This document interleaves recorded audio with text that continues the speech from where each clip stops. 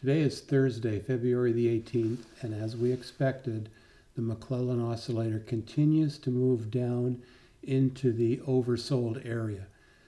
I would be surprised if we bounced at this point.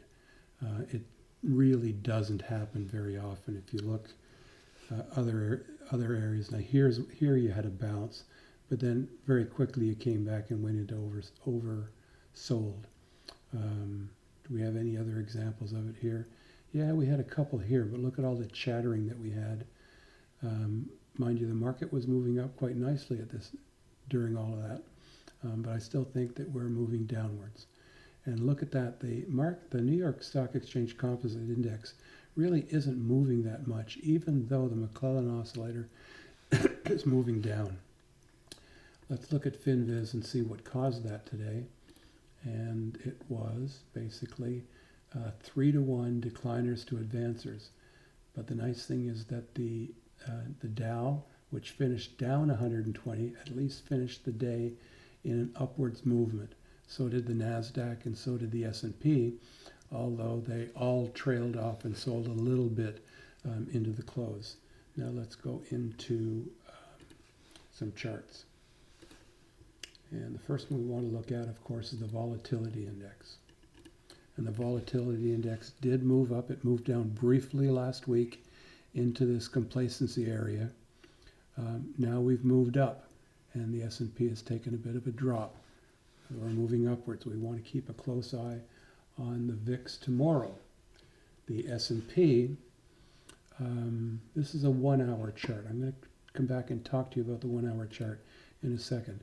This is the daily chart, and you can see here for the last week and a half, we really haven't been doing very much. Is this a cup and a handle? I don't know. Sort of looks like the Big Dipper. Could be a cup and a handle pattern that Zach was mentioning in the comments the other day, so just keep an eye on that. I'm not really well versed in what exactly forms a cup. If a cup has to start here and the handle veers off of the previous high, that may be the definition of a cup and handle. This may suffice. But let's look at the 1-hour chart for the S&P. And here we've got the Woody's pivots. You can see that today we managed to make it back to the pivot point, and we did get support on S2 of the Woody's pivot. So let's get rid of that for a second, because the most important thing here to look at, let's get rid of these pivot points, is the Fibonacci's. And we're looking at this wave up on the hourly chart. Because we're not doing a lot of movement in here. Could we do a Fibonacci from here to here? Yeah, maybe. But I think 1 hour will give us a better look at where possible support points are. We did get buyers today just a little bit above the 27.2, but we finished resting right on the 8 EMA, and that's the EMA, that's the hourly EMA, that's not the daily EMA. This is the SMA. All these other moving averages are daily moving averages, except for the 8, which is an hourly 8-hour moving average. So this is an interesting point where you could see a potential bounce, or you could see us coming down 27.2. So that's what we want to look at tomorrow. We would put our alert really right. Any movement down tomorrow is going to break the 8 EMA. So watch the S&P on the hourly for some kind of a clue. Now Square didn't have a bad day after all. Started out pretty bad. Finished off just 9 cents and is now playing between these two Fibonacci's, 161.8 and 138.2. It hit both of them today and was rejected at one, bounced off of the other, and also found a bounce on the 8 EMA. Still a great stock. I am really quite long in that stock now. NIO could have had a worse day, found support on a really odd number, 23.6. I would much rather use 27.2. And you can see that we finished the day exactly on the 27.2, and the 250s were also a reason for support. So NIO could very well see a bounce up tomorrow, but the worrying thing is that it's fallen out of this this bull pennant here. So that's concerning. Also, NIO was even underperformed the market. That's why it's got a red RSI bar as opposed to a green, where it would have overperformed the market. Today it underperformed the market.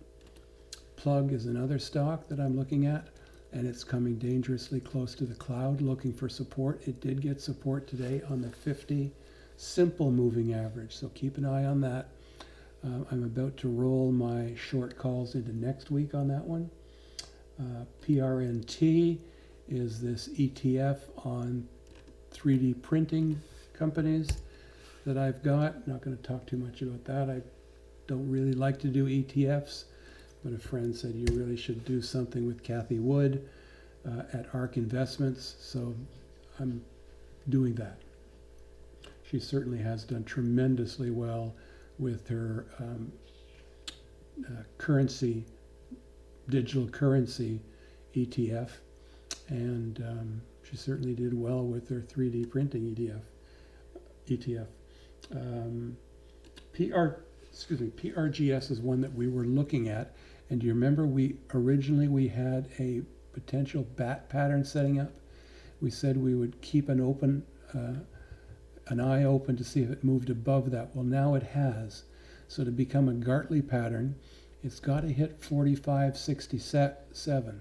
If it does that and starts to pull back to C, this is a stock that we're going to trade the CD leg of, because it would be a confirmed Gartley pattern. If it goes above 61.8, it could be a butterfly pattern, and that would be the 78.1. And then again, we will wait for it to come back to C and trade CD. Don't want to talk too long today. Do we have any of the other stocks that we want to take a look at?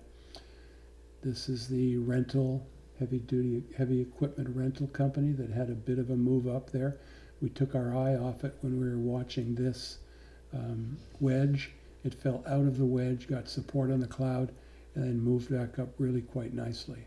So we hadn't set an alert to tell us, to look at the stock again. Took our eyes off it, but this is an example where the cloud would have gotten us back into this trade. Sonos, look at that, beautiful stock. RKT, we've really taken our eye off this one, and I'm just going to delete it and never look at it again.